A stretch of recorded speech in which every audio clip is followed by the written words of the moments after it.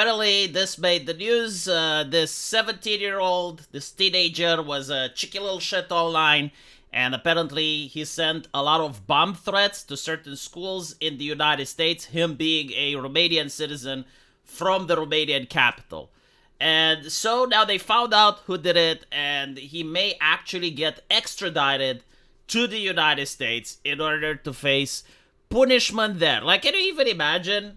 Like, you're halfway across the world, and because you're being a cheeky little shit, you're now going to go into a United States prison. I mean, hey, it's going to be a free trip. Like, you get to see the world. You get to make a travel destination over there. Now, the interesting thing that I find is the talking point, right? Like, everyone is condemning. It's like, oh my god, how could he have done such a thing, right? Like, everyone is moralizing. Like, we're doing the performance, right?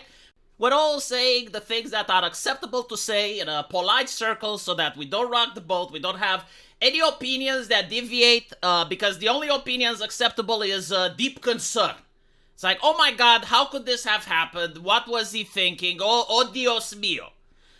I, however, have different takes. I like rocking the boat, and my take is the following. Where the fuck were the parents?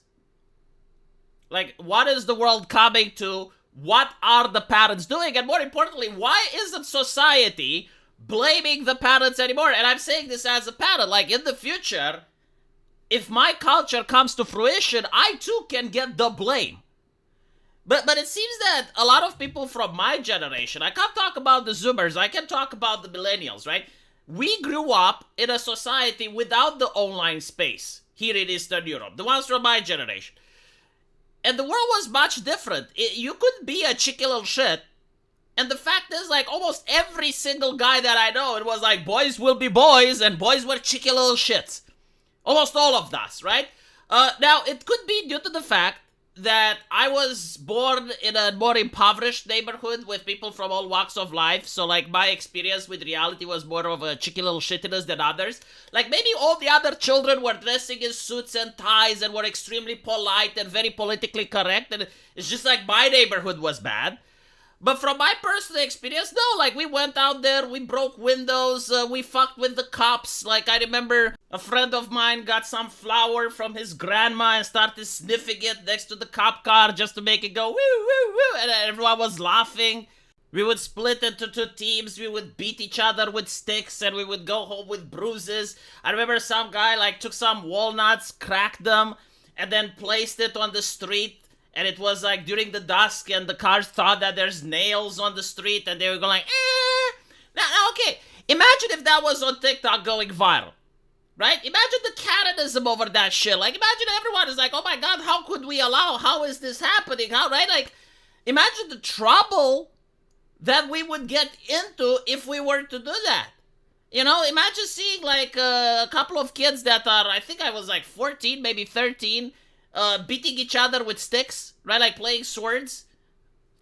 Or like doing this next to the police car, like sniffing flour and stuff. Like, like for us it was funny, it was hilarious because we were kids. And that's why, like, kids aren't punished to the full extent of the law because they don't know what they're doing. However, if the online space existed back then, it would have gotten us in trouble with the law. I actually remember this, like we had the math test. I think I was in 6th grade, and a colleague of mine used the payphone in order to announce a bomb threat at the school so that all of us are taken out and we don't get the math test anymore. Literally this case. Literally this shit, but he used the public phone. He didn't use the internet, right? I mean, this is probably like 20 years ago. I think I think he's not going to get into trouble now. But yeah, I remember, like, the entire school being evacuated. And then I also got into other interesting troubles. Now I can talk about my past criminal activity without any consequences because it's from like 20 years ago. But when I was in high school, I was actually doing everyone's homework in exchange for cash. So during math, like, I would do my homework. And then when I would get to school, anyone that paid me, and I forgot, like, how much I was asking, but it was probably nothing because, like, I was very young. It was probably like $1 or so. If you pay me, I would write your math homework as well. So, like, I had, like, six notebooks open, and I would copy the homework in every single one, right? For $2, I would even try to change the handwriting.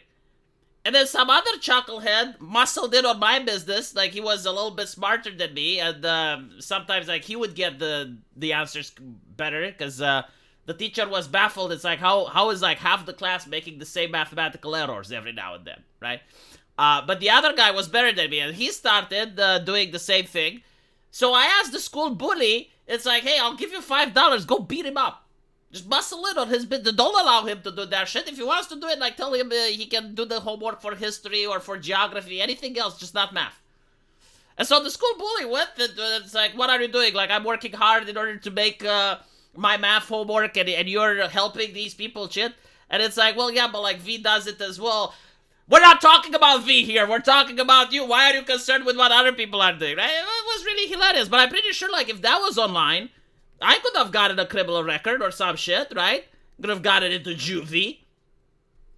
And so, like, my point is, a lot of parents, especially from my generation, like, you need to realize we're in a different society now. We're in a completely different culture, and it is your duty to supervise what your kid does online. So, like, the first thing, when your kid goes online, like, I wouldn't recommend anyone to allow their kid to go online before the age of 13. Like, that's Jesus fucking Christ. But, like, in the online space, there are two major concerns.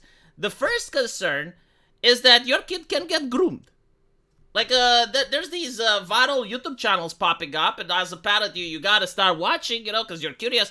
But there's like all these channels coming up after the show How to Catch a Predator, right? Like very popular show in the United States with Chris Hansen asking people to have a seat.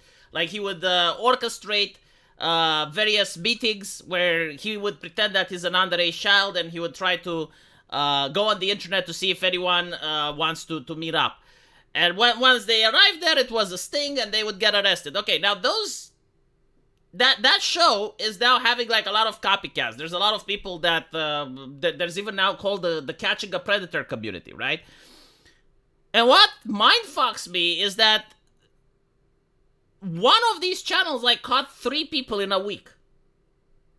And they're using, like, allegedly, according to them, they're using, like, mainstream social media websites. They're not using fringe stuff. Like, no, they're going on Facebook, they're going on Discord, and they're catching, like, 2-3 predators a week. Like, they have material to do this amount of content. So, like, the idea that society has now is that the corporations will keep you safe. The internet is not dangerous. The companies, right, like, they have terms of service. Facebook is safe. Like, the danger, I guess, is on video games like Roblox. Which is true. Like, yeah, but like, the reality is that everything is dangerous. Not just Roblox. Everything is dangerous. And so you, as a parent, you gotta get involved. Like, you gotta know what your kid is doing on the internet, and come on, like, there are so many ways in 2025 that you can supervise what your kid is doing on a computer once he has access.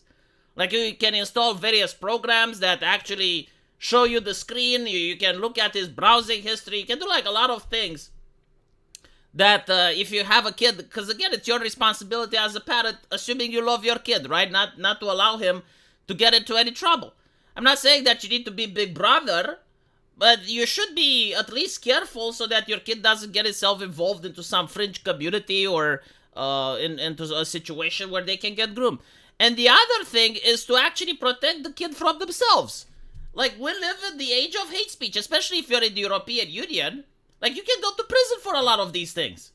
And not only that, even if you're in the United States, like, a lot of the stuff that you can do now, 5 years, 6 years in the future, maybe the culture shifts, and then people will show, like, what you did back then, and now you can miss a job opportunity, now you can miss going to college, now you can miss on other things. Like, you need to be careful with this shit, right? You need to start teaching your kid that when he goes online, he needs to treat it like official court documents. He needs to have an account that's anonymous, that he tries to avoid connecting it to his real name, towards his address, towards anything that can pinpoint to who he is. And that's the account where he can be a cheeky little shit, be very opinionated, support whatever political faction that he wants. And then a separate account, where is the official account? And he doesn't have extreme political opinions. He doesn't talk about stuff like jokes and edgy shit and shares memes. No, like, he's a model student that's only interested in learning. Because at the end of the day, I'll tell you something else. Most of these HR companies that are hiring, one of the things they have is like they have their own systems now. They have bots. And the bots like start scraping your social media account. So basically what Grok does, right? And it would give them information about the type of person you are. There is no such thing like the person doesn't have a social media account. If you don't have a social media account, they just throw away your application. They're not even going to consider it. What they want to see is like your social media account, because in their mind, and they have a point with this, a person can fake their resume, but they can't fake 5 years of social media presence. So like if you're saying that you worked at a company for 10 years, they will be like, well, where is the social media aspect of that? Like where did you go partying with the colleagues? Where did you go this and that, right? And so, yeah, like this story is not interesting in the fact that a Romanian did some cheeky little shits online. Like, out of 20 million people, it's bound to happen. But this is a warning for the parents. Like, you as a parent, if your kid uses the internet, the online space, you need to be very careful for the 2 reasons that I gave. And society itself should start blaming the parents a little bit more.